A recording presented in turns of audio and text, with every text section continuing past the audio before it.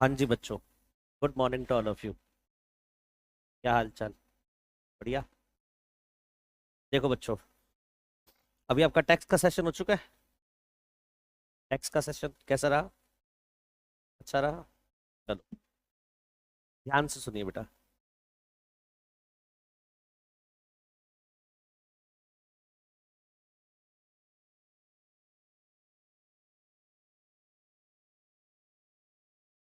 अब हम जिस सब्जेक्ट की बात करेंगे उस सब्जेक्ट का नाम है CMSL।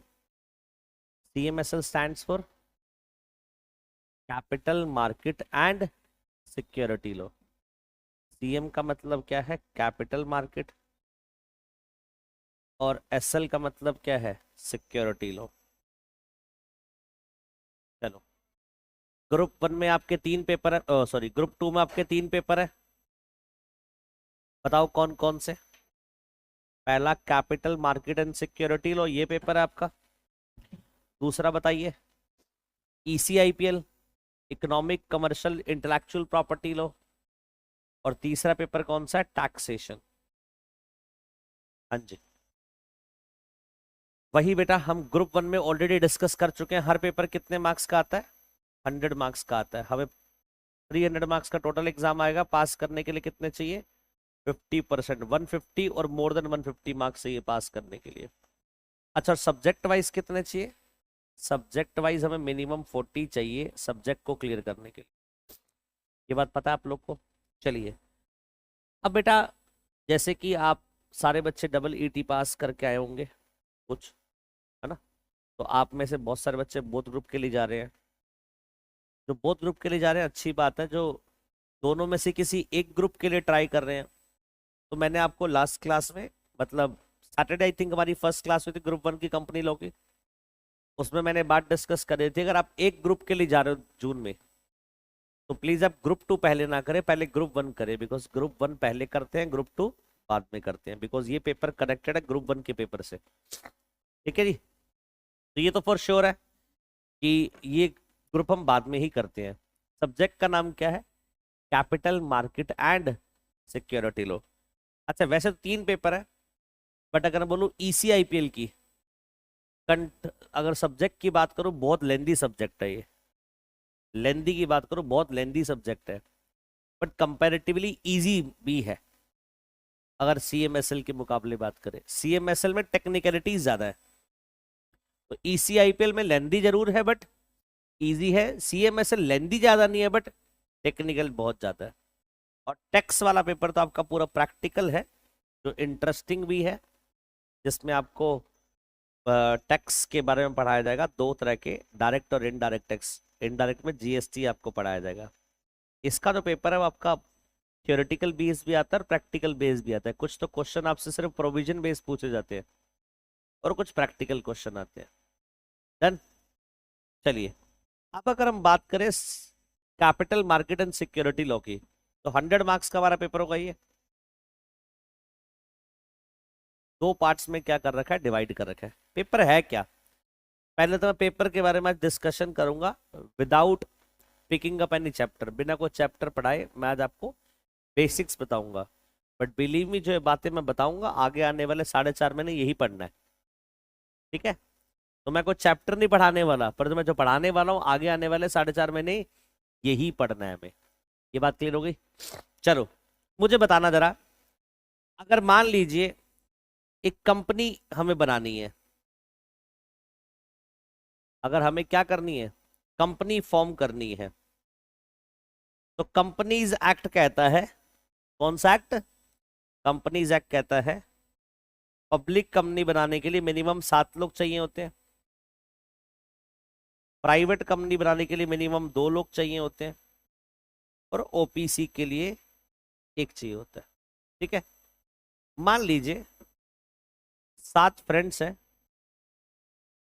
और 7 के 7 फ्रेंड का नाम है ABCDEFG। 7 फ्रेंड हो गए, और ये सातों मिलकर क्या बना रहे हैं? एक पब्लिक कंपनी बना रहे हैं। क्या बना रहे हैं?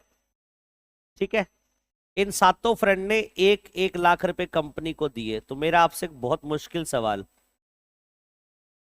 कंपनी की कैपिटल बताओ कितनी हो गई? क्या बात है! तो कंपनी की कैपिटल कितनी होगी? 7 लाख की। सबने 1-1 लाख रुपए दिया तो कंपनी की कैपिटल कितनी है? 7 लाख की है। कोई डाउट इसमें? अब एक कंपनी 7 लाख की कैपिटल से बना रहे हैं, फॉर्मेशन कर रहे हैं कंपनी का, क्या कर रहे हैं? फॉर्मेशन। तो यहां पर कौन सा एक्ट लगेगा? Companies act 2013। बस कंपनी बन गई। तो कंपनीज एक्ट 2013 के अकॉर्डिंगली तुमने कंपनी बना दी। पब्लिक कंपनी बनाने के लिए 7 लोग चाहिए थे, तो वी हैव ABCDEFG, और सबने 1-1 लाख रुपए की कैपिटल दी और 7 लाख रुपए की कैपिटल से कंपनी बनकर तैयार होगी। और कंपनी बनी कैसे? कंपनीज एक्ट के प्रोविजंस के अकॉर्डिंगली बनी। कैसे है? कंपनीज एक्ट के प्रोविजंस के अकॉर्डिंगली। आई होप यहां तक क्लियर है। अब सोचो, ये जो कंपनी बनी है बेटा, ये जो कंपनी बनाई है, मान लो इस कंपनी का नाम है ABC लिमिटेड। ये 7 दोस्त ने मिलकर जो कंपनी बनाई है, इसका नाम क्या रखा? ABC limited. अब इनके पास 7 लाख की कैपिटल है। अगर इनको कैपिटल क्या करनी है, और चाहिए, तो इनको क्या करना पड़ेगा? तो कंपनी के शेयर इश्यू करने पड़ेंगे। बहुत बढ़िया, आपने छोटी बात नहीं, बहुत अच्छा जवाब दिया। अगर इनको 7 लाख कैपिटल तो है बिजनेसमैन की, इनको कैपिटल अगर और चाहिए तो ऑफ कोर्स इनको शेयर इश्यू करने पड़ेंगे। क्या इश्यू करने पड़ेंगे? तो आपको लगता, मैं इस क्वेश्चन को आपकी कैलकुलेशन के पॉइंट ऑफ व्यू से थोड़ा ईज कर देता हूं। मिनिमम कितने लोग चाहिए होते हैं बताओ? 7 चाहिए होता है। अगर मैं 10 कर दूं कम लोग, तो कोई दिक्कत तो नहीं? आप लोग को दिक्कत है तब भी चलेगा, क्योंकि लॉ अलाउ करता है हमें। आपके दिक्कत से कोई दिक्कत नहीं होने वाली। ABCDEFGHIJ, ये मैं ऐसा क्यों कर रहा हूं आपको भी समझ आ जाएगा। यहां पे अब कितनी कैपिटल होगी? 10 लाख। अब मुझे बताओ कि ABCDEFGHI, ये 1-1 लाख रुपए की कैपिटल लगाई कंपनी में, 10 लाख की कैपिटल हो गई। कंपनी ने इस 1 लाख के बदले में A को शेयर दिए होंगे, B को भी शेयर देंगे, C को भी शेयर देंगे। मेरा आपसे बस इतना सवाल है, एक कितने % शेयर कंपनी में होल्ड करेगा? हाँ जी, आप बताओ, मुझे क्या पता। कितने % शेयर होल्ड करेगा एक कंपनी में? 10%। भाई कंपनी की टोटल 10 लाख की कैपिटल, उसमें 1 लाख किसका? ए का। तो कितने % हुआ? 10%। बी का भी कितना हुआ? 10%। सी का भी कितना हुआ? 10%। डी का भी कितना हुआ? 10। तो ऐसे करते सबका कितना हो गया? 10-10% हो गया। अब कंपनी कहती है, अब हम कंपनी बना ली हमने कंपनीज एक्ट के हिसाब से, अब हमें और पैसा चाहिए बिजनेस के लिए। तो कंपनी जब पैसा और चाहिए तो कंपनी अपनी सिक्योरिटी इशू करती है। क्या इशू करती है? अब इससे पहले सुनो, ये कंपनी बन गई यहां तक। अब फ्यूचर में कंपनी नीड्स मोर फंड्स। बिल्कुल सही बात है, कंपनी को क्या चाहिए? फंड्स ही बिजनेस के लिए। पैसा लगता है भाई बिजनेस में, सही बात है। तो कंपनी कहती है क्या करें? तो मैंने कहा कंपनी साहब आपके पास 2 ऑप्शन है। पूछे क्या? मैंने कहा एक तो ट्रेडिशनल अप्रोच है हमारे पास। बोले सर वो क्या अप्रोच है? मैंने कहा ट्रेडिशनल अप्रोच में क्या करते हैं, बैंक के पास जाते हैं और बैंक को बोलते हैं कि हमें क्या कर, लोन दे दे, और वो लोन से हम बिजनेस कर लेते हैं। और ये लोन हमारा बन गया डेट, हमारी होगी लाइबिलिटी, जिस पे हमें पे करना पड़ेगा इंटरेस्ट। ये तो होगी ट्रेडिशनल अप्रोच, जो बहुत सालों से, बहुत पुश्तों से चलता आ रहा है। एक आगे मॉडर्न अप्रोच, एक आगे मॉडर्न अप्रोच। मॉडर्न अप्रोच में क्या है? कंपनी कहती क्यों भाई, मैं क्यों लोन लूं, मैं क्यों डेट क्रिएट करूं, मैं क्यों लाइबिलिटी क्रिएट करूं अपने ऊपर। ऐसा करता हूं, ये ABCDEFGHIJ ये 10 लोग ने कंपनी बनाई, कह रहे 10-10% हमारे पास कंपनी की क्या है? कैपिटल है। अरे बोलो, हमारी टोटल कैपिटल कितनी है? 10 लाख की है। बोलो। कह रहे 20 लाख कैपिटल पब्लिक को इशू करते हैं, पब्लिक से पैसा ले लेते हैं। अब टोटल कैपिटल कितनी हो जाएगी? 10 लाख पहले थी, 20 लाख पब्लिक से ले ली, तो क्या हो गया? टोटल 30 लाख हो गई। 10 लाख पहले थी, 20 लाख पब्लिक से रेज कर ली, कितनी हो गई? 30 लाख। बट सोचो, ए का तो आज भी 1 ही लाख लगा है, वो 20 लाख तो पब्लिक से आया था ना। 20 लाख किससे आया था? पब्लिक से आया। ए का तो आज भी कितना लगा है? 1 लाख। पहले ए का 10 लाख की कैपिटल में 1 लाख 10% था। अब टोटल कैपिटल कितनी हुई? 30 लाख। अब ए का तो अभी भी कितना है? 1 लाख। 10% से रेशो क्या होगा, परसेंट क्या होगा इसका? कम नहीं हो गया? बोलो, मानते नहीं मानते इस बात को? तो एक तो ट्रेडिशनल अप्रोच है, एक है मॉडर्न अप्रोच। कंपनी कहती है, जल्दी आओ बेटा, कहाँ घूम रहे हो? भटूरे खाने गए थे, तलने गए थे?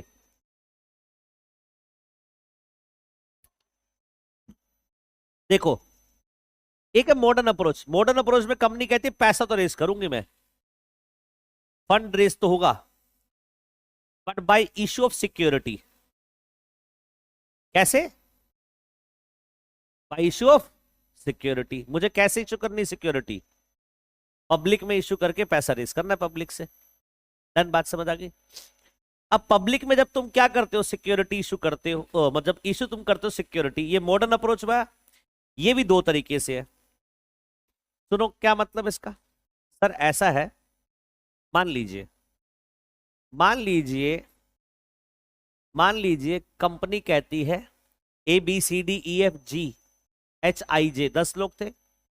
ये कहते हैं हम 20 लोग जो हमारे फ्रेंड्स और हैं, 10 लोगों के आगे 20 फ्रेंड्स हैं, हम सिर्फ उनको देते हैं, कुछ स्पेसिफिक पर्संस को ऑफर कि आप कंपनी में इन्वेस्ट करो और हम कंपनी का आपको क्या देंगे, सिक्योरिटी दे देंगे। तो उन्होंने पैसा किससे रेज करा बताओ? Specific person.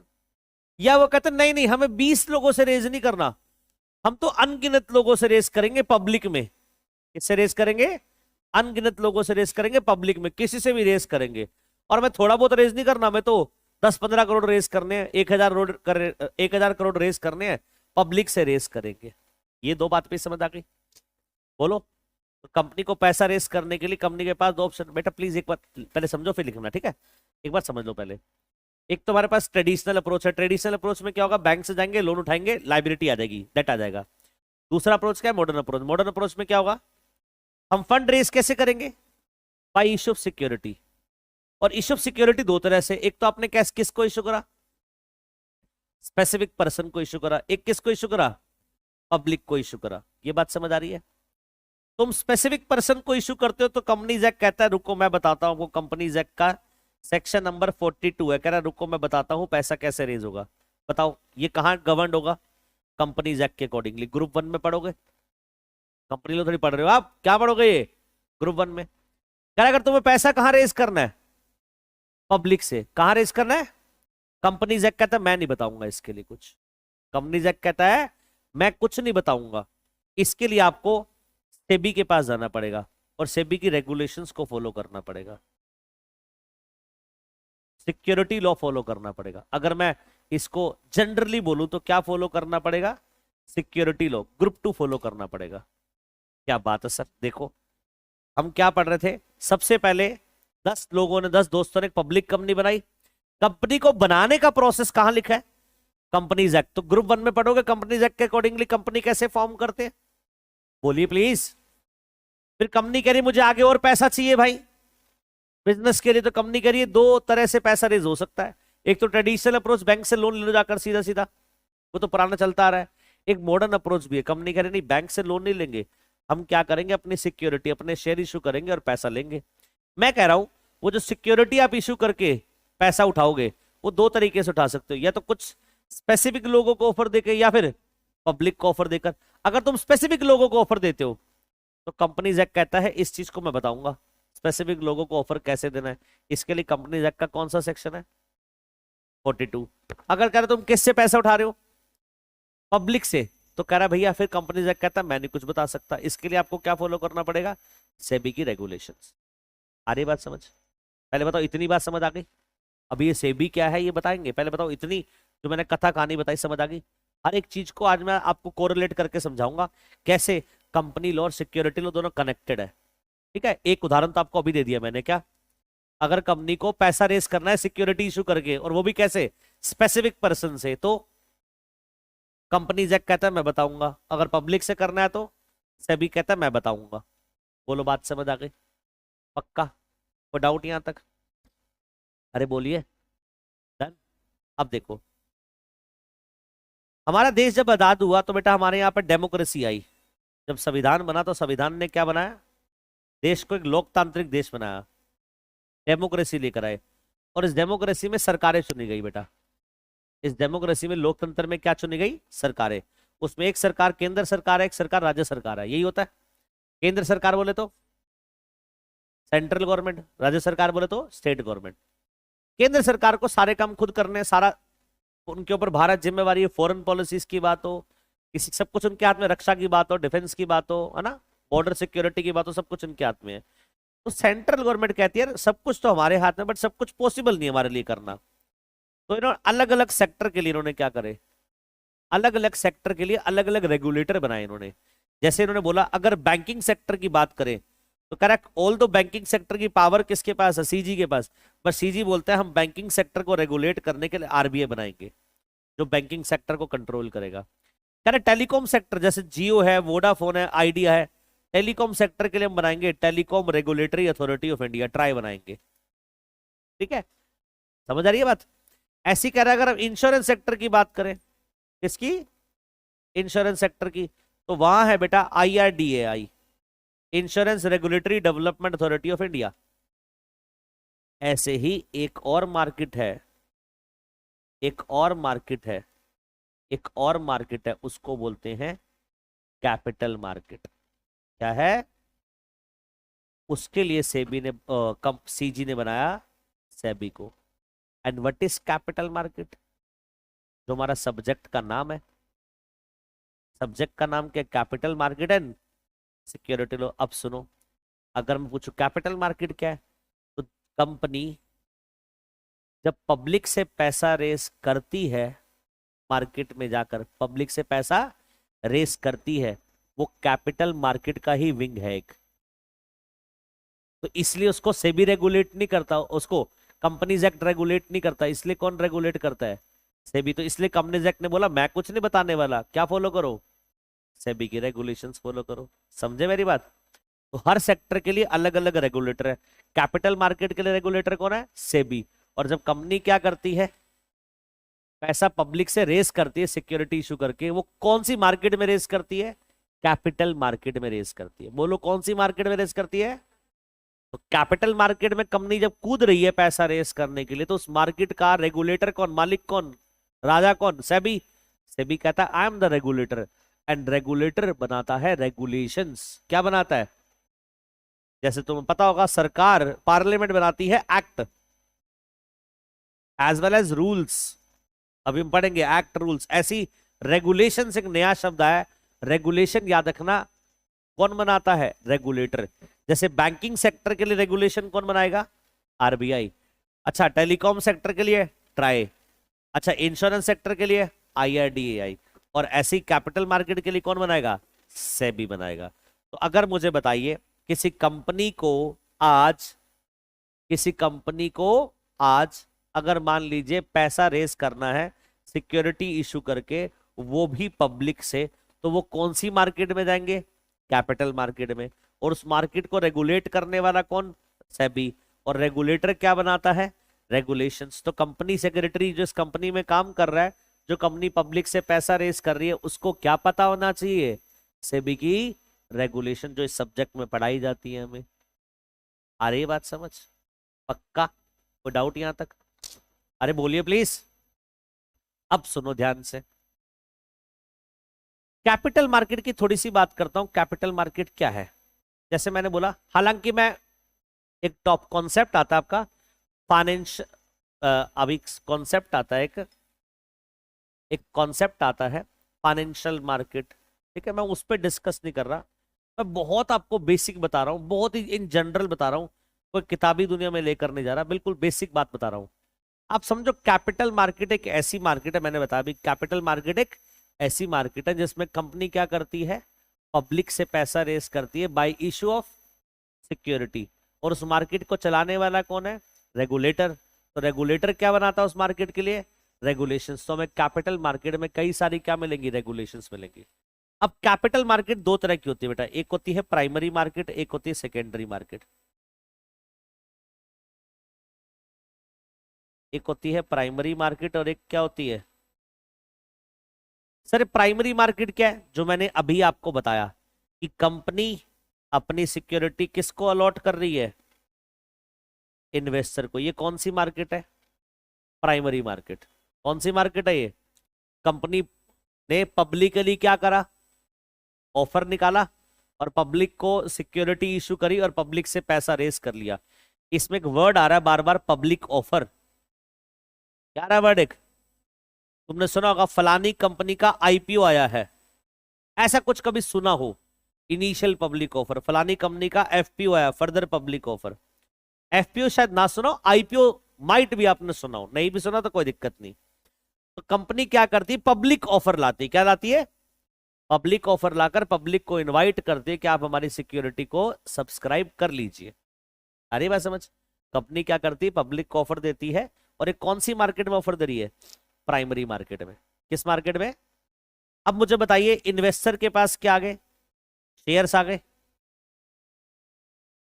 इन्वेस्टर के पास क्या आ गए? शेयर्स। इसने शेयर किससे लिए बताओ?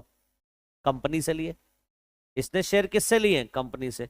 अब इसको ये शेयर बेचना आगे तो किसको बेचेगा? किसी दूसरे इन्वेस्टर को। अरे बोलो किसी। भाई मान लो दिल्ली डेवलपमेंट, दिल्ली की लैंड्स किसके पास है? डीडीए के पास है। किसके पास है? डीडी ने कॉलोनी काटी नहीं, छतरपुर साइड में डीडी ने क्या काटी? कॉलोनी काटी। डीडीए लैंड है, डीडीए से मैंने अलॉटमेंट ले ली, 100 गज का प्लॉट ले लिया। दिया किसने बताओ? डीडीए ने मुझे दिया। अरे बोलो, डीडीए ने किसको दिया? मुझे दिया। ये प्राइमरी मार्केट है। अब मैं आगे बेचूंगा, डीडी थोड़ी खरीदेगा, डीडी का काम तो खत्म। उसने लैंड काट कर क्या करा? बेच दी, पब्लिक को अलॉट कर दी। अब मुझे बेचना है तो मैं किसी को ढूंढूंगा? बायर को ढूंढूंगा जो मेरा प्लॉट खरीदने में क्या इंटरेस्टेड हो। मान लो मैंने 20 लाख का प्लॉट खरीदा, मुझे मिलते 25 लाख 30 लाख, किसी बायर से मैं बेच दूंगा, मुझे 10 लाख का फायदा हो जाएगा, ये मुनाफा हो जाएगा, यही होगा। और मिलेगा कहाँ बायर?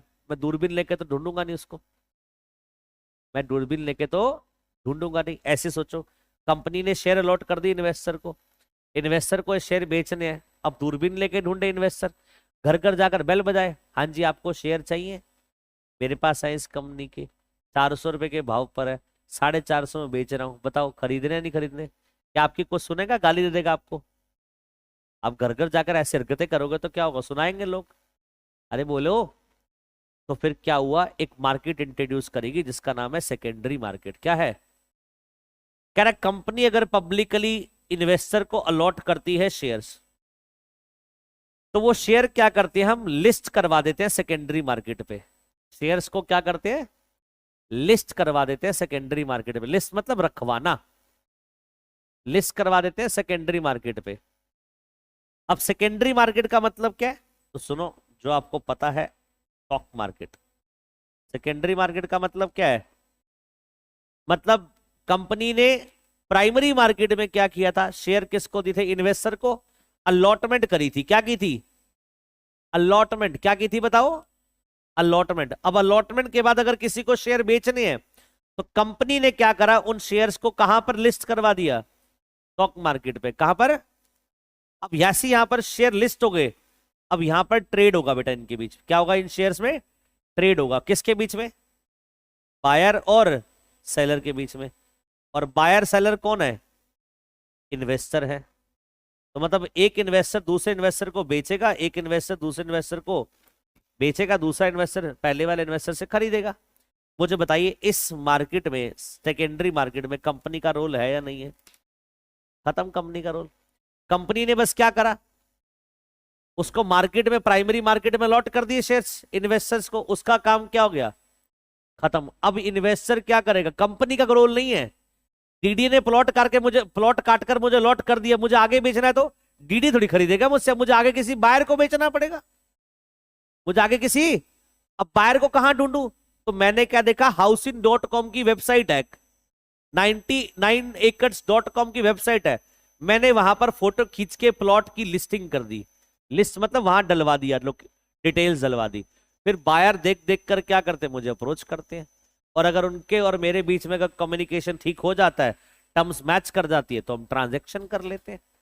यही होता है ना। कंपनी देखो क्या कर रही है, प्राइमरी मार्केट में शेयर किसको अलॉट कर रही है? इन्वेस्टर्स को। कंपनी का काम यहां पर क्या हो गया? खत्म। Company is equal to DDA, company का काम यहां पर क्या हो गया? खत्म। अब वो शेयर का इन्वेस्टर करेगा क्या? तो उसको अगर मान लो 2 रुपए का मुनाफा तो बेच सकता है वो। तो ये शेयर्स कंपनी क्या करती है? लिस्ट करवा देती है स्टॉक मार्केट पे। कहां पे? स्टॉक मार्केट पे लिस्ट करवा देती है। कहां पर? स्टॉक मार्केट पे।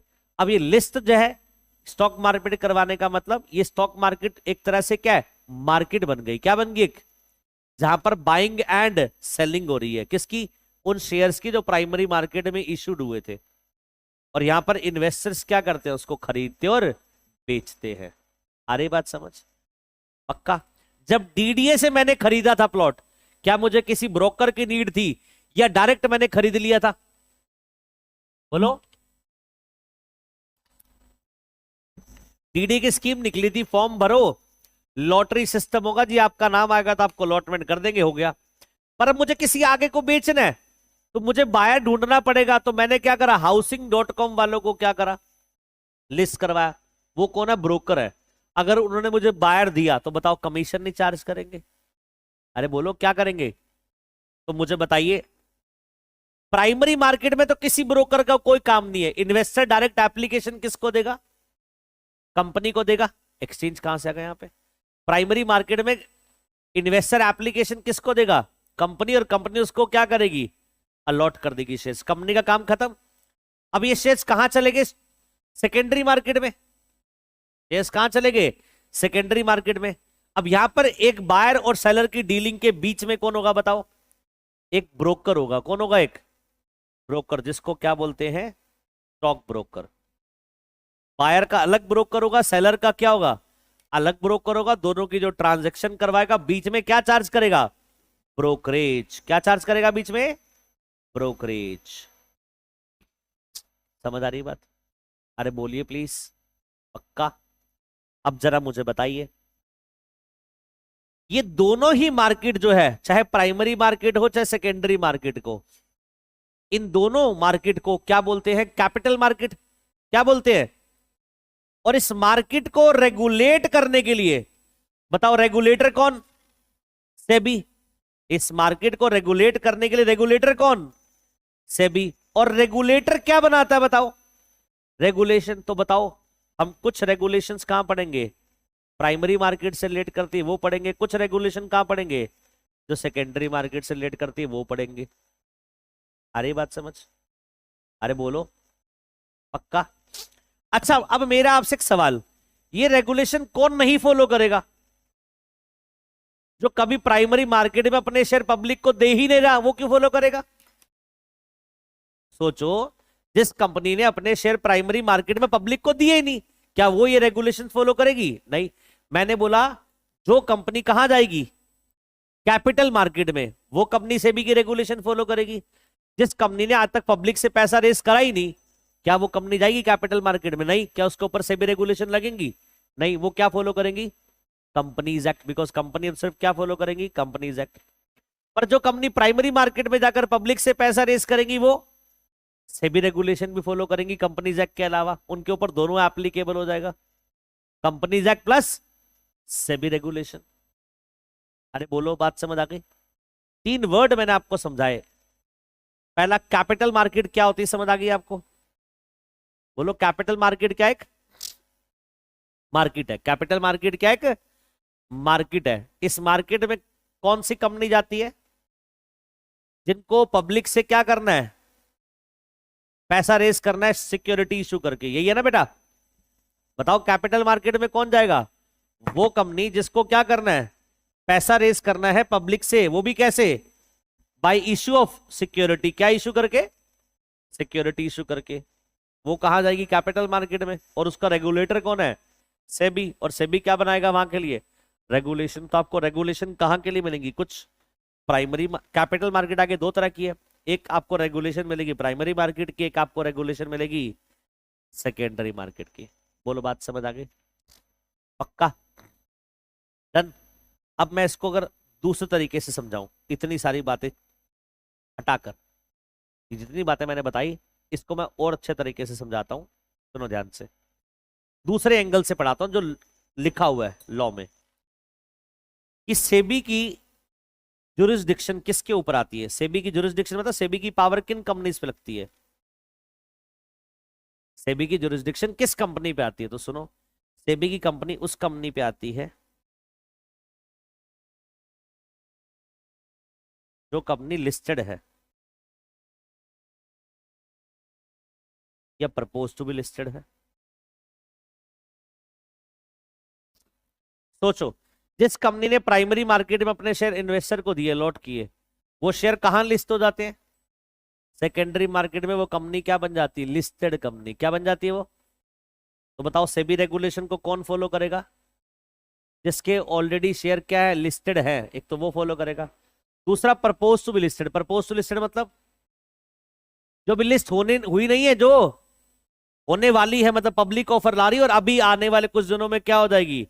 लिस्ट हो जाएगी। उसको भी क्या फॉलो करनी पड़ेगी? सेबी रेगुलेशन। चलो अब बताओ, SEBI regulation not applicable. SEBI की ये बताओ, सेबी जुरिस्डिक्शन कहां लगती है? समझ आ गया? ठीक है, सेबी की जुरिस्डिक्शन इन कंपनी पे आती है, लिस्टेड कंपनी और प्रपोज टू बी लिस्टेड। तो सेबी की सारी रेगुलेशन भी किस पे लगती है? इन्हीं कंपनी पे लगती है, एक तो लिस्टेड कंपनी और प्रपोज टू बी लिस्टेड। अब मैं आपसे पूछूंगा, सेबी की रेगुलेशंस जो है, ये सेबी की जो जुरिस्डिक्शन है वो किसके ऊपर, किस कंपनी के ऊपर नहीं आती?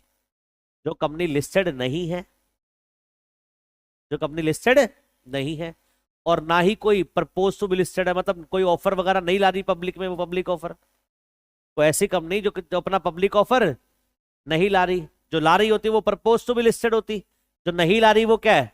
प्रपोज टू बी लिस्टेड नहीं है, उसके ऊपर सेबी रेगुलेशंस एप्लीकेबल नहीं होती। बोलो बात समझ आ गई? डन? ये बात समझ आ गई?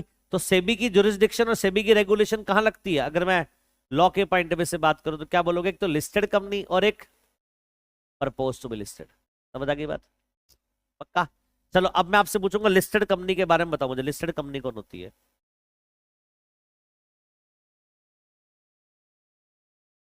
हाँ जी। ऐसी कंपनी जिसके शेयर सेकेंडरी मार्केट में लिस्ट हो, स्टॉक मार्केट में, वो कौन सी कंपनी है? क्या वो प्राइमरी मार्केट में उसने पहले अलॉटमेंट करा होगा, फिर वो शेयर कहां गए होंगे? सेकेंडरी मार्केट पे। पर जो आज तक प्राइमरी मार्केट में कभी आई ही नहीं, वो कौन सी कंपनी है? अनलिस्टेड। जो प्राइमरी मार्केट में अभी है बट अभी लिस्ट नहीं हुई, वो कौन सी कंपनी है? प्रपोज टू बी अनलिस्टेड, ओ प्रपोज टू बी लिस्टेड। और जो प्राइमरी मार्केट से अलॉटमेंट करके स्टॉक मार्केट में से लिस्ट कर चुकी है, वो कौन सी कंपनी है? लिस्टेड। और जो प्राइमरी मार्केट में अभी तक आज तक आई नहीं, वो कौन सी है? अनलिस्टेड। कौन सी है? तो कंपनी बेटा दो तरह की हो गई। कंपनी कौन सी होगी? दो तरह की, एक तो अनलिस्टेड और एक कौन सी हो गई? लिस्टेड। अब जो अनलिस्टेड कंपनी है उसके ऊपर क्या लगेगा? कंपनीज एक्ट, वो तो फॉलो करेंगे करेंगे। पर जो लिस्टेड कंपनी है वो क्या फॉलो करेंगे? कंपनीज एक्ट तो फॉलो करना ही है, प्लस सेबी रेगुलेशंस भी फॉलो करनी है। तो अगर आप कंपनी सेक्रेटरी किसके बनकर गए? किसी अनलिस्टेड कंपनी के। किसके? तो बताइए आपको सिर्फ किसकी नॉलेज चाहिए? कंपनीज एक्ट के ग्रुप 1 के पेपर की नॉलेज चाहिए। बट अगर आप किसी लिस्टेड कंपनी में अपॉइंट हो जाते हो तो आपको बेटा क्या चाहिए? कंपनीज एक्ट की नॉलेज भी चाहिए, प्लस सेबी रेगुलेशंस की नॉलेज भी चाहिए। अब जब काम ज्यादा, बताओ कहाँ होगा? लिस्टेड कंपनी में, अनलिस्टेड कंपनी में? लिस्टेड कंपनी में काम ज्यादा है, रिस्पॉन्सिबिलिटी ज्यादा है, तो सैलरी पैकेज भी ज्यादा कहाँ होगा? लिस्टेड कंपनी में। तो क्या लिस्टेड कंपनी में जॉब इजीली मिल जाती है? नहीं। तो भी फ्रैंक नहीं, ऐसी पहली क्लास है तो ये नहीं बोलूंगा हाँ मिल जाएगी, 5 लाख का पैकेज होगा, है ना, आलिया भट्ट तुम्हारे सामने होगी। ये सब बेकार की बातें हैं। इजीली नहीं मिलती बेटा, आपको एक्सपीरियंस चाहिए। याद रखना, मैं बच्चों को एक बात बोलता हूँ, आपको भी पहली क्लास से बोलता हूँ, तुम सीएस बनने के बाद भी 2-3 साल तक सीएस नहीं बन पाओगे। पेपर पास करने की बाद भी 2-3 साल तक सीएस नहीं बन पाओगे, क्योंकि जहां पर तुम्हें चाहिए जॉब वहां पर डायरेक्ट नहीं रखा जाएगा, वहां पर वो एक्सपीरियंस डिमांड कर रहे हैं। तुम्हें एज असिस्टेंट बनकर जाना पड़ेगा पहले किसी कंपनी में। तुमने देखा है, अगर किसी को डायरेक्टर बनना हो तो पहले वो क्या बनता है? असिस्टेंट डायरेक्टर बनता है, बाद में जाकर क्या बनता है? वो डायरेक्टर। ऐसे तुम पहले बनकर जाते हो कंपनीज में असिस्टेंट कंपनी सेक्रेटरी। वहां पर ऑलरेडी को सीनियर कंपनी सेक्रेटरी होता है, तुम उसका असिस्टेंट बनकर जाते हो। 2-3 साल के बाद आपके पास एक्सपीरियंस आ जाता है, फिर तुम पेपर पास करने के बाद 2-3 साल में तुम अब क्या बन गए हो?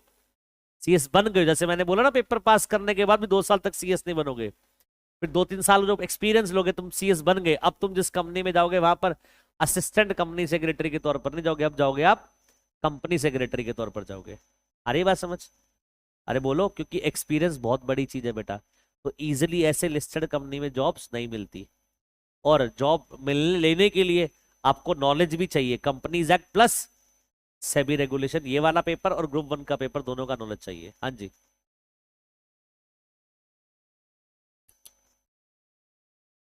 बोलो, बात समझ आ गई? अरे बोलो। अरे मैं कुछ नहीं पढ़ा रहा, सिर्फ मैं आपको बता रहा हूं सब्जेक्ट क्या है। ठीक है, तो बताइए, कंपनीज एक्ट, सेबी रेगुलेशंस को, ग्रुप 2 के पेपर को, कैपिटल मार्केट को सिक्योरिटी लॉ के साथ अटैच करके पढ़ सकते हो, डिटैच करके नहीं पढ़ सकते, बिकॉज दोनों कनेक्टेड पेपर्स है। देखो मैंने क्या बोला, सबसे पहले कंपनी बनाई किसके हिसाब से बनाई? कंपनीज एक्ट से बनाई। और फंड रेज जब कर रहे हो पब्लिक से, तो वो किसके हिसाब से कर रहे हो? सेबी के हिसाब से कर रहे हो। तो दोनों चीज फॉलो करनी पड़ती है। ठीक है, अब तुम मीटिंग जो करवाओगे शेयर होल्डर की, बोर्ड ऑफ डायरेक्टर की, वो तुम किसके हिसाब से करवा रहे हो? कंपनीज एक्ट के हिसाब से। और जो पैसा रेस कर रहे हो पब्लिक से, वो किसके हिसाब से कर रहे हो? सेबी के हिसाब से। तो आपके दो सबसे मेन पेपर है बेटा, कंपनी लॉ में ग्रुप 1 में, और दूसरा सिक्योरिटी लॉ ग्रुप 2 में। ये दो पेपर आपके क्या है, एक्सट्रीम इंपॉर्टेंट है। हालांकि पेपर पास करने के लिए सारे ही इंपॉर्टेंट है, बट फॉर लाइफ जब आप काम करोगे तो आपके दो पेपर सबसे ज्यादा इंपॉर्टेंट है एम्प्लॉयमेंट पर्पस के लिए, जो आपको काम दिलवाएंगे, जिससे आपको फायदा मिलेगा। ऐसा नहीं बाकी पेपर पढ़ने से फायदा नहीं है, सबसे फायदा है। बट आपके दो मेन कोर पेपर्स ये वाले हैं बेटा। आ रही बात समझ? इनके साथ हम खिलवाड़ नहीं कर सकते। फिर हमने क्या पढ़ा, सरकार ने हर एक सेक्टर के लिए क्या बनाया है? अलग अलग रेगुलेटर बनाया है। जैसे कैपिटल मार्केट के लिए सरकार ने क्या बनाया? सेबी बनाया। और सेबी क्या करता है? कैपिटल मार्केट का रेगुलेटर बन के कैपिटल मार्केट को रेगुलेट करता है। ठीक है, और कैपिटल मार्केट में कितनी मार्केट्स होती हैं? दो, एक प्राइमरी मार्केट और एक कौन सी? Secondary market. प्राइमरी मार्केट कौन सी मार्केट है? प्राइमरी मार्केट एक ऐसी मार्केट है जहां पर कंपनी क्या करती है, डायरेक्ट अलॉट करती है शेयर्स किसको? इन्वेस्टर्स को। और सेकेंडरी मार्केट कौन सी मार्केट है? जहां पर क्या होता है बताइए? जहां पर इन्वेस्टर इन्वेस्टर डील करते हैं। तो मैंने आपसे अब कुछ सवाल पूछने, आप मुझे बताना प्राइमरी मार्केट की बात हो रही है, सेकेंडरी मार्केट की बात हो रही है। ठीक है, आप मुझे बताओगे प्राइमरी मार्केट की बात है, सेकेंडरी मार्केट की बात है। अच्छा, मैं हुंडई वालों से क्रेटा कार खरीदी है। मैं हुंडई वालों से क्या खरीदी है? क्रेटा कार खरीदी है। बताओ कौन सी मार्केट है ये? प्राइमरी मार्केट, मैन्युफैक्चरर से खरीदी। अब मैंने आगे किसी क्या करा, पर्सन को बेच दी, ये कौन सी मार्केट है? With the help of car देखो डॉट कॉम, ये कौन है? ब्रोकर। कार देखो डॉट कॉम कहता है मैं बिकवाऊंगा, स्पिनी है, कार देखो डॉट कॉम है, कार ट्रेड 24 है, कहते बिकवा दूंगा। सर आप मुझे क्या दे देना, बस ब्रोकरेज दे देना, कमीशन दे देना।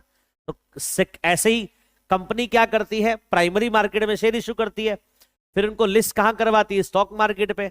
और स्टॉक मार्केट में इन्वेस्टर इन्वेस्टर डीलिंग करते हैं, और उनके डीलिंग करवाने के लिए बीच में कौन होता है? ब्रोकर। और इन ब्रोकर के पास हमारा क्या खुलता है? Trading account. क्या खुलता है? And demat account. तुमने डीमेट डीमेट अकाउंट जरूर सुना होगा। डीमेट अकाउंट ट्रेडिंग अकाउंट भी होता है, दो अकाउंट होते हैं, demat account plus trading account. ये बात समझ आ गई? दोनों खुल जाती है। बोलो, बात समझ आ गई? और विदाउट द ब्रोकर हेल्प हम सेकेंडरी मार्केट में डील कर ही नहीं सकते। चलो अब मैं आपसे एक सवाल पूछूंगा, आप मुझे जवाब देना। एक कंपनी पब्लिक ऑफर ला रही है, क्या मुझे उसके शेयर खरीदने के लिए ब्रोकर की नीड चाहिए या नहीं चाहिए? एक कंपनी पब्लिक ऑफर ला रही है, एक कंपनी क्या ला रही है? Public offer. उसके शेयर खरीदने के लिए मुझे ब्रोकर की नीड चाहिए? नहीं। क्यों? प्राइमरी मार्केट में डायरेक्ट मैं कंपनी से खरीद सकता हूं। बोलो। हालांकि आगे आने वाली क्लासेस बताऊंगा कि हाँ थोड़ी सी नीड चाहिए होती है, अभी के लिए समझो नहीं चाहिए। हाँ, अगर मुझे क्या करना है, अब उनको बेचना आगे शेयर्स को, तो मुझे मेरा एक्सचेंज पे बेचना होगा। एक्सचेंज एक मार्केट है जहां पर मुझे क्या मिलेंगे? सेलर मिलेंगे, मैं बायर मिलेंगे। मैं अपना सेल करना चाहता हूँ प्रोडक्ट, तो मुझे उसके लिए क्या करना पड़ेगा? ब्रोकर के पास जाना पड़ेगा, ब्रोकर के पास अकाउंट खुलवाना पड़ेगा। और ब्रोकर कहता है बिकवा दूंगा, बट बदले में क्या चार्ज करूंगा? कमीशन चार्ज करूंगा, कॉल्ड ब्रोकरेज। उसको क्या बोलते हैं? हम ब्रोकरेज बोलते हैं। बोलो, यहां तक बात समझ आ गई? तो देखो आपको क्या क्या समझ आया अभी तक? आपको ये समझ आया कि सेबी कौन है? बताओ। अब मैं आपसे सवाल पूछूंगा, सेबी कौन है बताओ? रेगुलेटर। किस मार्केट का? कैपिटल मार्केट का। रेगुलेटर क्या बनाता है? रेगुलेशंस। ठीक है। कैपिटल मार्केट कितने तरह की है? दो तरह की। बताओ कौन कौन सी? प्राइमरी और सेकेंडरी। स्टॉक ब्रोकर की कहाँ नीड पड़ती है हमें? सेकेंडरी मार्केट में। ब्रोकर के पास क्या खुलता है हमारा? ट्रेडिंग अकाउंट और डीमेट अकाउंट। ब्रोकर ट्रांजेक्शन करवाने के लिए क्या चार्ज करता है? ब्रोकरेज। अच्छा, सेबी की जुरिस्डिक्शन किस कंपनी पे आती है बताओ? लिस्टेड कंपनी और प्रपोज टू बी लिस्ट, जो होने वाली है लिस्ट। ठीक है, सेबी की जुरिस्डिक्शन किस पे नहीं आती? अनलिस्टेड कंपनी पे सेबी की जुरिस्डिक्शन। ये सेबी के सारे लॉज, रूल्स एंड जो रेगुलेशन है सेबी की, वो अनलिस्टेड कंपनी पर एप्लीकेबल नहीं है। बोलो, यहां तक बात समझ आ गई? पक्का? डन? आप सुनो आगे ध्यान से।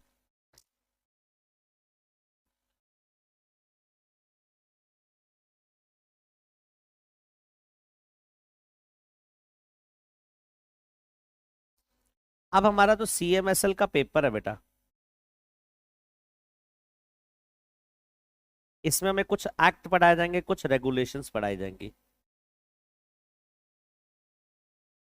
कुछ एक्ट पढ़ाए जाएंगे, कुछ रेगुलेशंस। अब सुनो ध्यान से, क्या है पहली बात तो, एक्ट बनाता कौन है याद रखना। एक्ट बनाती है बताओ? Legislative body. कौन बनाती है? लेजिस्लेटिव बॉडी मतलब पार्लियामेंट। कानून कौन बनाता है? पार्लियामेंट। ये पावर कानून को किसने दी? पार्लियामेंट को किसने दी पावर बनाने के लिए? संविधान ने पावर दी है। संविधान ने पावर दी। कोई भी कानून बनेगा तो लेजिस्लेटिव बॉडी द्वारा बनेगा। आप देखा, कोई भी कानून होता है पहले पास करवाया जाता है पार्लियामेंट से, लोकसभा और राज्यसभा से। कोई भी कानून हो पहले पास करवाया जाता है ना। दूसरा, एक्ट के अलावा रूल्स होते हैं बेटा। एक्ट के अलावा क्या है? रूल्स। अब लेजिस्लेटिव बॉडी पार्लियामेंट ने तो अपना क्या करा? काम कर दिया। ठीक है, रूल्स का काम क्या होता है? डेलीगेटेड बॉडी को दिया जाता है। किसको? डेलीगेटेड बॉडी को दिया जाता है।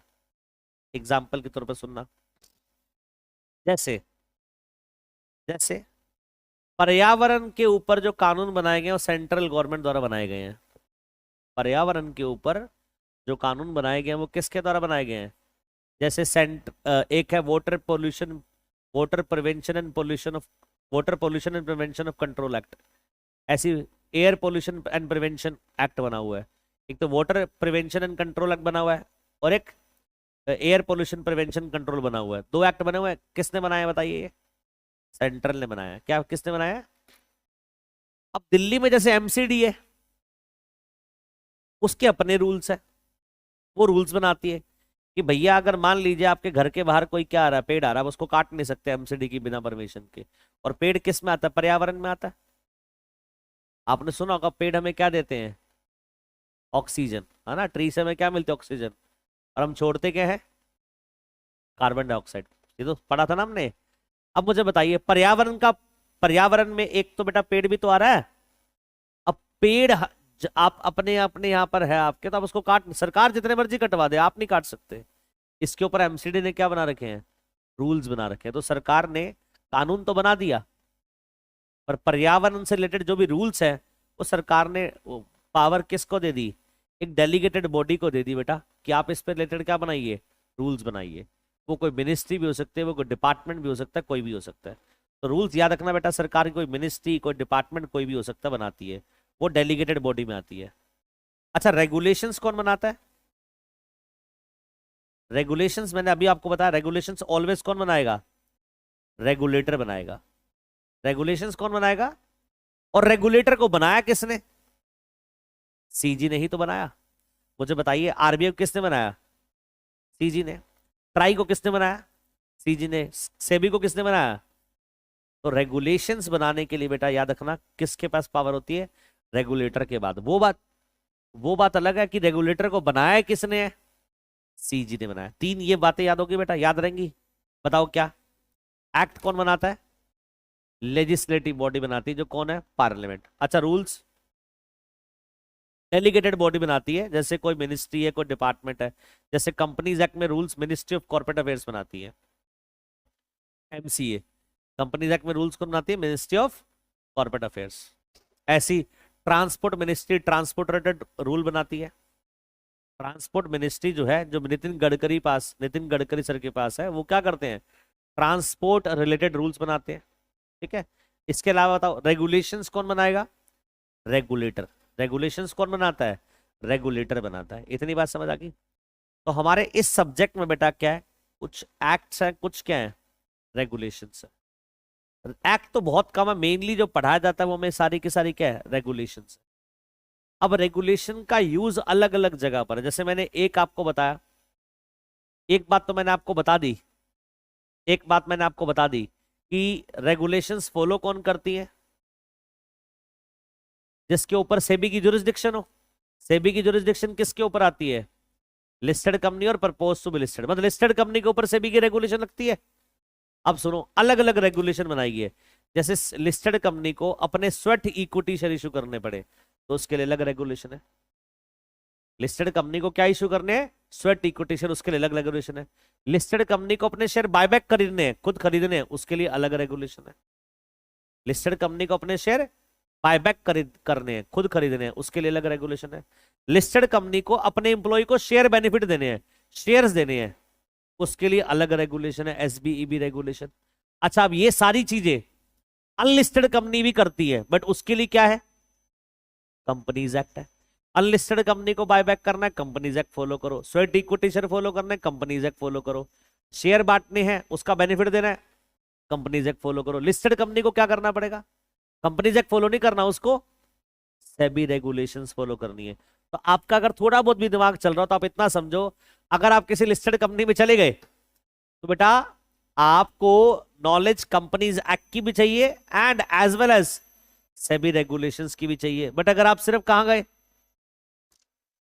अगर आप अनलिस्टेड कंपनी में गए तो आपको सिर्फ और सिर्फ किसकी नॉलेज चाहिए, कंपनीज एक्ट की नॉलेज चाहिए। बोलो बात समझ आ गई। क्योंकि सेबी ने अलग अलग रेगुलेशन अलग अलग सब्जेक्ट के लिए बनाई है कि बायबैक करना है, ये अलग रेगुलेशन है, फॉलो करो। शेयर बांटने हैं, शेयर बेस्ड बेनिफिट देना है, ये अलग रेगुलेशन फॉलो करो। ठीक है, अगर आपको क्या करना है, अपने शेयर्स को डीलिस्ट करवाना, अलग रेगुलेशन फॉलो करो। तो सेबी की सारी पावर किसके ऊपर है बताओ, सेबी की सारी पावर किसके ऊपर है, लिस्टेड कंपनी के ऊपर आती है। किसके ऊपर आती है, और किसके ऊपर, propose to be listed company के ऊपर। डन। अब देखो बेटा, मैं आपको सिलेबस दिखाता हूं पहले आगे बढ़ने से।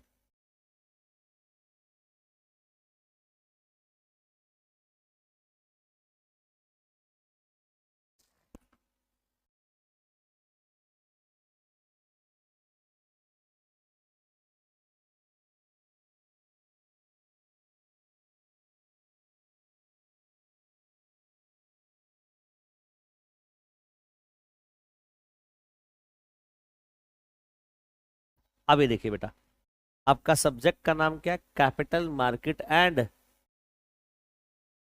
सिक्योरिटी लो।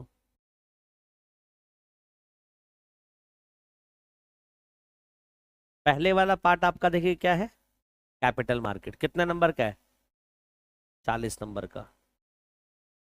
दूसरे वाला पार्ट देखिए कौन सा है, ये सारे के सारे सिक्योरिटी लॉ में सारी की सारी सेबी रेगुलेशंस है। सिक्योरिटी लॉ में आपको सारी की सारी क्या मिलेंगी, सेबी की रेगुलेशंस मिलेंगी। ठीक है, और कैपिटल मार्केट में क्या होगा, आपको एक्ट मिलेंगे, जैसे security contract regulation act, SEBI act, depositories act, ये सब आपको क्या मिलेंगे, एक्ट्स मिलेंगे। अरे बात समझ, मेनली आपका जो सिलेबस है दो पार्ट में, capital market and security law. ठीक है, हालांकि दोनों ही पार्ट इंपॉर्टेंट है, बट इतना समझिए सिक्योरिटी लॉ में मेनली जो हमें पढ़ाया जाता है वो क्या है, सेबी की रेगुलेशंस पढ़ाई जाती है। और सेबी रेगुलेशन सिर्फ एंड सिर्फ किस पे लगती है बेटा, लिस्टेड कंपनी पे लगती है, या फिर ऐसी कंपनी पे जो क्या है, प्रपोज टू बी लिस्टेड है। क्या है, प्रपोज टू बी लिस्टेड है। अरे बात समझ, मैंने आपको कंपनी फॉर्मेशन से लेकर जब वो पैसा रेस करती है वहां तक की बात बताई है, जिसमें कंपनीज एक्ट भी उसको ध्यान में रखना पड़ता है, प्लस सेबी रेगुलेशंस को भी ध्यान में रखना पड़ता है, फॉलो करना पड़ता है। आ रही है बात समझ, Done? पक्का। अच्छा, बीच में मैंने एक बात करी, जैसे सेकेंडरी मार्केट की, किसकी बात करी, कि सेकेंडरी मार्केट में क्या होता है कि यहां पर शेयर लिस्ट हो जाते हैं, और लिस्ट होने के बाद यहाँ पर फिर ट्रेडिंग होती है बेटा। क्या होती है शेयर्स में? ट्रेडिंग। ट्रेडिंग किसके बीच में होती है? दो लोगों के बीच में, एक बायर होगा, दूसरा कौन होगा? सेलर। अगर मैं इन जनरल बात करूं, दोनों कौन है? इन्वेस्टर्स। वैसे एक बायर होगा, एक सेलर होगा, इन जनरल बात करो दोनों कौन है? इन्वेस्टर्स। और बेटा सेकेंडरी मार्केट में डील करने के लिए आपको चाहिए क्या? ब्रोकर से अकाउंट खुलवाना पड़ता है। क्या करवाना पड़ता है? अब आज के टाइम पर आप लोगों को इतना पता होगा कि शेयर्स फिजिकल नहीं चलते। शेयर्स क्या होते हैं? ऑनलाइन होते हैं। क्या होते हैं? शेयर्स ऑनलाइन फॉर्म में होते हैं बेटा, इलेक्ट्रॉनिक शेयर्स होते हैं। तो बेटा इसलिए हमारे इंडिया में डिपॉजिटरीज हैं कुछ। क्या है? डिपॉजिटरीज। इनका काम क्या है? शेयर्स को डीमैट में कन्वर्ट करना। डीमैट मतलब इलेक्ट्रॉनिक। कंपनी तो इशू करेगी भाई शेयर सर्टिफिकेट बनाकर, फिजिकल वाला। मतलब आज के टाइम पर कंपनी के शेयर्स को डीमैट में कन्वर्ट करने का काम, डीमैट में इशू करने का काम किसका है? डिपॉजिटरी का है। अब मैं आपसे पूछूंगा डिपॉजिटरी और ब्रोकर के बीच में डिफरेंस बताओ क्या है? पहली ही क्लास में भारी भरकम सवाल। डिपॉजिटरी ब्रोकर के बीच में फर्क क्या है? सर डिपॉजिटरी का काम तो बस शेयर्स इलेक्ट्रॉनिकली इशू करना, ये काम है। पर उसकी जो सेल परचेज है वो किस प्लेटफॉर्म पर होती है? वो तो एक्सचेंज के प्लेटफॉर्म पर होती है ना। नहीं समझे? अगर हम बात करें डिपॉजिटरी का काम क्या है, डिपॉजिटरी का काम तो बस इतना सा है, क्या? इलेक्ट्रॉनिक फॉर्म में बस क्या करना है? शेयर्स को क्या करना है? इशू करना है। बट आगे जो ट्रेड होगा बेटा वो सिर्फ किस में होगा? वो बताओ किस में होगा? सारा का सारा एक्सचेंज पर होगा। और एक्सचेंज में डील करने के लिए हमें किसकी मदद चाहिए? ब्रोकर की चाहिए। दोनों का काम समझ आया? अलग अलग दोनों का बोलो काम समझ आया? डिपॉजिटरी का काम क्या है? शेयर्स को सिर्फ क्या करना? इलेक्ट्रॉनिक फॉर्म में इशू करना। और जिस प्लेटफॉर्म पर बेटा वो क्या होंगे? ट्रेड होंगे। वो कौन सा प्लेटफॉर्म है? एक्सचेंज का प्लेटफॉर्म है। दोनों का रोल बताओ सेम है अलग अलग है? दोनों का अलग अलग रोल है, पर दोनों लिंक होकर काम करते हैं। दोनों काम कैसे करते हैं? जब हम पढ़ेंगे ट्रेडिंग सिस्टम हमारे इंडिया में कैसे चलती है, तो हम पढ़ेंगे डिपॉजिटरी भी बीच में इन्वॉल्व होता है और ब्रोकर भी बीच में इन्वॉल्व होता है। अगर मैं आपको बिल्कुल छोटी सी बात करूं, डिपॉजिटरी क्यों इन्वॉल्व है? बिना डिपॉजिटरी के शेयर आप ट्रेड कर ही नहीं सकते ऑनलाइन, क्योंकि यही तो ऑनलाइन में कन्वर्ट करता है। और ब्रोकर क्यों चाहिए? बिकॉज एक्सचेंज के प्लेटफॉर्म पर जाने के लिए चाहिए क्या हमें? ब्रोकर के बिना उसकी एंट्री वहां पर है नहीं। तो बेटा दोनों का रोल समझ आ गया? अरे बोलिए, दोनों का रोल समझ आ? किस किस का बताइए? ब्रोकर का और डिपॉजिटरी का। यहां बात समझ आ गई? चलो अब आप सब्जेक्ट का नाम जैसे हम पीछे पढ़ा था हमने, capital market and security laws. क्या है? अब गौर कीजिएगा बेटा, जितने भी हम लॉज पढ़ेंगे, जितने भी रेगुलेशन पढ़ेंगे, वो सारी की सारी किससे रिलेट करेंगी? सिक्योरिटी से। किससे रिलेट करेंगी? सिक्योरिटी मतलब शेयर डिवेंचर बॉन्ड से रिलेट करेंगी। और जितनी भी सिक्योरिटी लॉ की रेगुलेशंस हैं वो सिक्योरिटी से रिलेट करती हैं। और कब सेबी की उसके ऊपर रेगुलेशन लगती है? सारे सिक्योरिटी लॉ कब एप्लीकेबल होते हैं उस कंपनी की सिक्योरिटी के ऊपर? जब वो कंपनी के शेयर्स क्या हो जाते हैं? लिस्ट हो जाते हैं। जब तक सिक्योरिटी लिस्ट नहीं होगी ये सिक्योरिटी लॉ लगेंगे नहीं। जैसी सिक्योरिटी लिस्ट होगी क्या लग जाएंगे? सिक्योरिटी लॉ लग जाएंगे। जब तक कंपनी की सिक्योरिटी लिस्ट नहीं होती सिक्योरिटी लॉस की एप्लीकेबिलिटी आती ही नहीं है। ये बात समझे? और जैसे सिक्योरिटी लॉस क्या हो गई, जैसे सिक्योरिटी क्या हो गई? लिस्ट हो गई, एप्लीकेबिलिटी आ जाती है। एग्जाम्पल के तौर पर एक कंपनी है बहुत बड़ी जिसका नाम है आशीष अरोड़ा क्लासेस प्राइवेट लिमिटेड। ये प्राइवेट लिमिटेड कंपनी, आज तक हमने पब्लिक से पैसा रेज नहीं करा। हमारी कंपनी बताओ क्या है? अनलिस्टेड कंपनी है। बताओ सेबी रेगुलेशन लगेंगी? नहीं। एक प्राइवेट कंपनी भी है, सेबी रेगुलेशन नहीं लगेंगी? बोलो।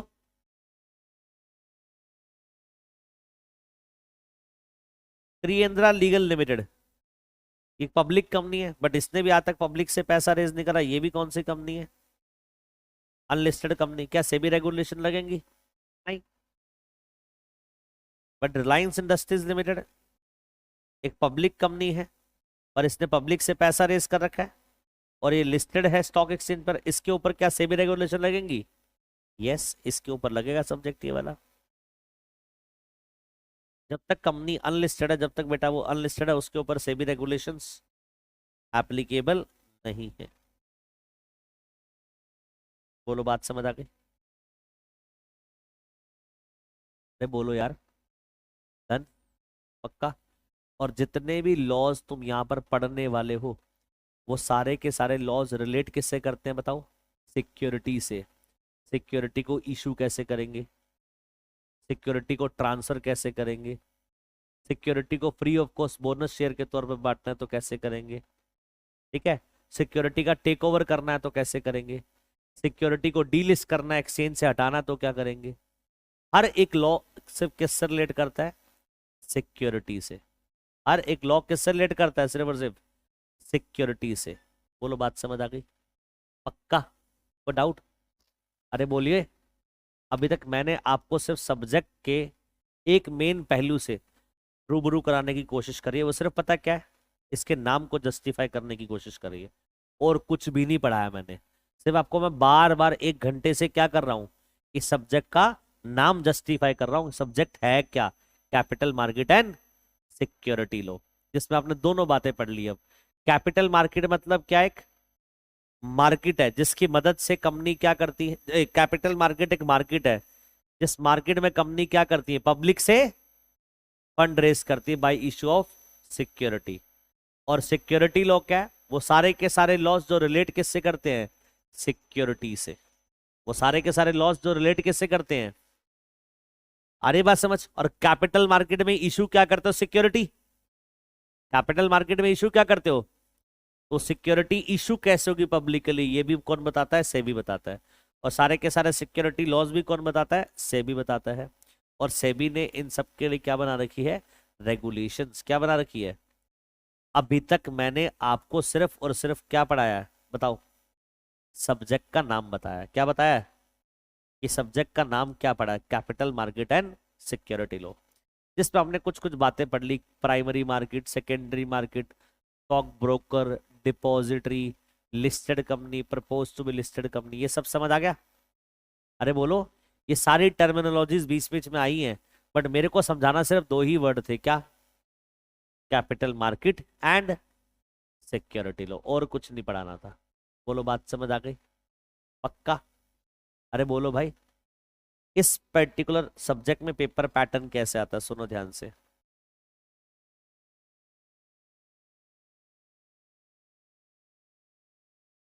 कुछ क्वेश्चन डायरेक्ट आते हैं, कुछ क्वेश्चन इनडायरेक्ट आते हैं, और कुछ क्वेश्चन प्रैक्टिकल्स आते हैं। ये इकलौता पेपर है आपका। हालांकि कंपनी लॉ में प्रैक्टिकल पूछे जाते हैं बट बहुत कम। मेन जो प्रैक्टिकल पूछे जाते हैं वो इस पेपर में है। 10 से 20 नंबर का पेपर आपका क्या आता है? प्रैक्टिकल आता है, ठीक है। 80 मार्क्स का पेपर नॉन प्रैक्टिकल होगा, जिसमें कुछ डायरेक्ट होंगे, कुछ क्या होंगे, इनडायरेक्ट। का मतलब कैसे क्वेश्चन होंगे? वो केस स्टडी फॉर्म में होंगे, सिचुएशन बेस्ड होंगे। सिचुएशन आपके सामने होगी और उस सिचुएशन में आपसे क्या बोला जाएगा? कमेंट करने के लिए। बोलो बात समझ आ गई? अरे बोलिए भाई। तो पेपर को हम पढ़ते कैसे हैं? पहले हम क्या करते हैं, 40 मार्क्स का कैपिटल मार्केट पढ़ते हैं, फिर 60 मार्क्स का क्या पढ़ते हैं? सिक्योरिटी लो। और 60 मार्क्स का जब सिक्योरिटी लो पढ़ते हो तो उसके लास्ट 2 चैप्टर जो हैं म्यूचुअल फंड्स के, उसमें आते हैं सारे प्रैक्टिकल क्वेश्चंस। सबसे चैप्टर की आखिरी स्टेज वही है। बोलो बात समझ आ गई? टेस्ट इतना ही करेंगे बेटा, बस मुझे आज आप लोग को कुछ शब्दों से, सब्जेक्ट से रूबरू करवाना था। समझ आ गया?